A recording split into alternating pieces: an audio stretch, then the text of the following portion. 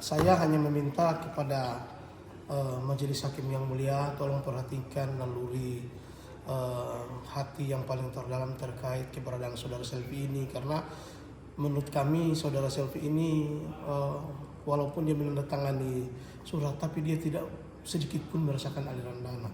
Tetapi kami meminta Majelis Hakim yang mulia, jaksa penuntut umum, tolong hadirkan pelaku utama beredarnya atau aliran uang dari perusahaan ini dalam pekerjaan ini. Ini sudah terbukti semua.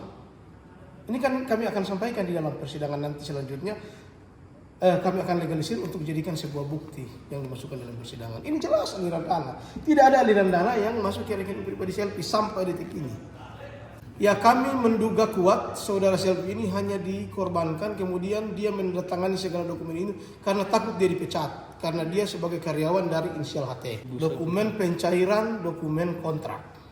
Dia hanya satu kali menandatangani dokumen kontrak, kemudian sampai selanjutnya dia sudah tidak tahu. Dia juga tadi menyampaikan bahwa tidak pernah mengkuasakan seseorang. Kami bingung, Pak Yesaya tadi sampaikan bahwa kerugian Pak Yesaya 183 juta sekian, tetapi beliau melaksanakan pekerjaan, oke lah, kita mengacu memang tidak di dalam personil, tapi pertimbangkan secara hukum, pertimbangkan secara kemanusiaan bahwa dia melakukan pekerjaan, dan itu disaksikan oleh 19 saksi sudah mengatakan bahwa Pak Yesaya di lapangan. Sekarang pertanyaannya, kalau uang negara sudah dilaksanakan kemudian Pak Yesaya bekerja, apakah itu dijadikan total loss? Total loss itu ketika kita tidak bekerja. Ini bekerja tapi memang tidak di dalam personil, itu saja. Pertama, saksi dari dinas sudah menyampaikan apa yang terjadi di lapangan yang sebenarnya. Kedua, terkait saksi yang dari swasta tadi, itu mengada-ada. Semua apa yang dia sampaikan itu tidak betul. Saya sudah tanyakan kepada saudara terdakwa, saudara Selvi, saudara Yesaya, semua apa yang disampaikan itu tidak benar. Kemudian dia tadi menyampaikan apa yang ada di dalam BAP semua bukan apa yang dia sampaikan. Jadi ternyata saya mencurigai ada pengaturan untuk penyampaian informasi ini. Tapi hanya mencurigai saja, karena kok bisa apa di BAP yang sudah disumpah di kejaksaan itu tidak mungkin salah untuk memeriksa orang.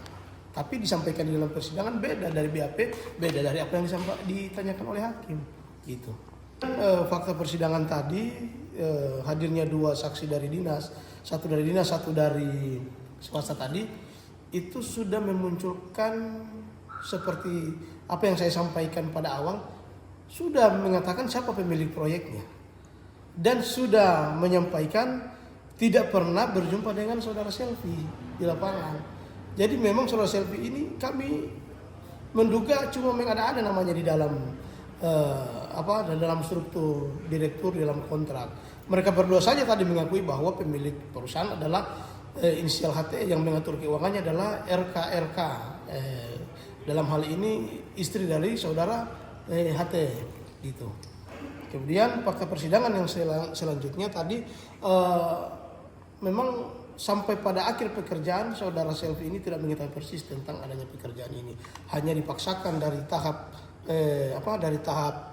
pembuatan akta notaris itu hanya diminta tanda tangan semua, tidak pernah membaca dulu atau dia perlu. Jadi memang di dalam persidangan ini sudah mengarah bahwa Ibu Selvi ini tidak tahu persis tentang pekerjaan ini. Kemudian pada hari ini kami akan menampilkan beberapa aliran dana. Ini aliran dana yang sudah disampaikan pada sidang paling pertama, pemeriksaan saksi. Ini sudah kami tampilkan, dan ini kami akan jadikan sebuah alat bukti nanti di dalam persidangan pemeriksaan terdakwa. Jadi ini ada beberapa miliar dari awal. Ini berapa miliar, kemudian ini ada berapa ratus juta, kemudian ini juga ada beberapa ratus juta. Itu semua masuk ke rekening pribadi, bukan rekening perusahaan. Jadi rekening perusahaan ini sesuai fakta persidangan tadi dicairkan oleh perusahaan, kemudian saudara klien kami Selvi hanya disuruh cabut, kemudian diberikan secara tunai maupun secara transfer. Setelah itu rekening ditarik kembali oleh inisial HT dengan KRK. Mengenai keterangan ahli tadi kami juga bingung. Bahkan kami tadi sedikit ketidakpercayaan kami terhadap ahli tadi, karena ahli tidak mengetahui persis tentang struktur hitungan yang ada di lapangan. tadi ahli dari BPKP. Nah, ahli BPKP ini menghitung kerugian, mengaudit kerugian ini berpatokan dari temuan ahli dari Politeknik, bukan temuan dia sendiri.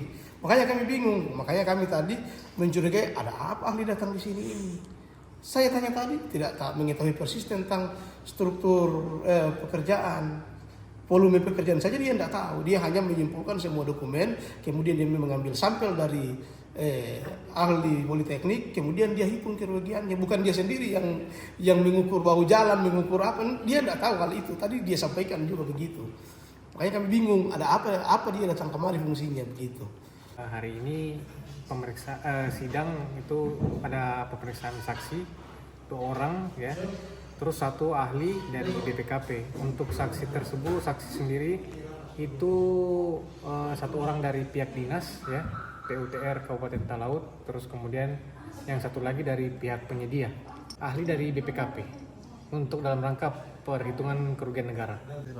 Untuk fakta sidang pada hari ini dari pihak dinas ya sudah menyampaikan terkait dengan fakta-fakta yang terdapat dalam pekerjaan tersebut ya. Terus kemudian dari pihak penyedia juga sudah menyampaikan bahwasanya ya memang temuan itu memang sudah didapatkan memang waktu setelah serah terima pekerjaan tersebut. Namun mungkin dari pihak penyedia tidak mengindahkan untuk temuan tersebut, jadi ya pada akhirnya terdapatlah kerugian negara tersebut. Ya itu kan saksi juga kan di bawah sumpah ya, kami dalami lagi seperti apa ya. Kebetulan kalau untuk saksi tersebut kan ada aturan tersendiri ketika dia berbohong di persidangan ataupun dia menarik keterangannya pada saat penyidikan, itu kan balik lagi kepada saksi tersebut apakah bersedia memang menyampaikan hal yang sebenarnya atau menarik keterangan yang ada dalam penyidikan sebelumnya. Itu dari hakim sendiri akan mempertimbangkan ya, kami juga belum tahu pastinya apakah hakim akan menghadirkan atau seperti apa nantinya. Ya, untuk terdakwa sendiri kan kebetulan mereka saksi mahkota ya dalam perkara masing-masing ya. Jadi penyedia ya Ibu ST itu bersaksi dalam konsultan pengawas, kemudian untuk konsultan pengawas Pak Y itu bersaksi ke penyedia ini. Ya, kami terus menggali ya, kami tidak berhenti juga menyampaikan bahwasanya kami masih dalam pendalaman. Seperti juga bisa disaksikan, bisa dilihat di SIPP ya, untuk nama lain yang terkait dalam perkara ini sudah terdapat dalam dakwaan. Namun kan fokus kami juga agak terpecah ya menjelang pilkada ini, jadi mungkin kami agak ini dulu untuk fokus untuk pendalaman seperti apa nantinya.